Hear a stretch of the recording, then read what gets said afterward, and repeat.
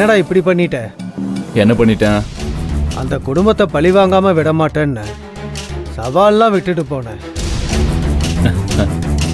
கடைசியில் அந்த பொண்ணை கல்யாணம் பண்ணி வைங்கன்னு அடம் பிடிச்சேன். சரி, நானும் அந்த பொண்ணு நம்ம வீட்டுக்கு மருமகளா வந்தா அந்த பணக்கார வீட்டம்மா இந்த பொண்ணுக்கு எவ்வளோ வேணாலும் செய்வாங்க, நம்மளும் முடிஞ்ச அளவுக்கு கறந்துட்டு வாழ்க்கையில செட்டில் ஆயிடலான்னு கனவு கண்டேன். பா, உன்னை யார் இப்ப கனவு காண வேணான்னு சொன்னது? அழகா ஏசி ரூம் போட்டு பெட்டு போட்டு கொடுத்துருக்காங்க.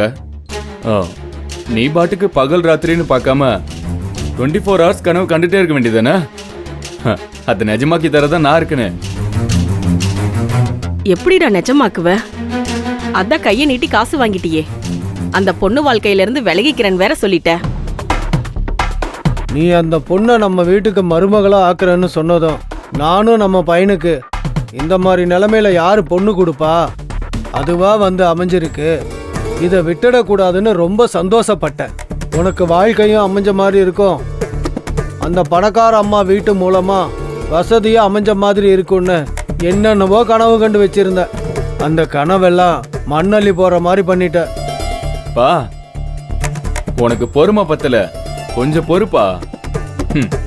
உன் கனவுல நான் மண்ணள்ளி போட்டனா இல்ல பணத்தள்ளி போட்டனான்னு தெரியும். மகனே, உன் திட்டம் எதுன்னு எனக்கு புரியலடா, கொஞ்சம் விளங்குற மாதிரி சொல்லு.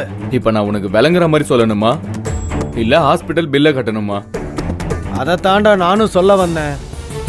ஹாஸ்பிட்டல் பில்லு கட்டுறதுக்கும் உங்க அம்மாவோட வைத்திய செலவுக்குமே இந்த பணம் சரியா போயிடும்.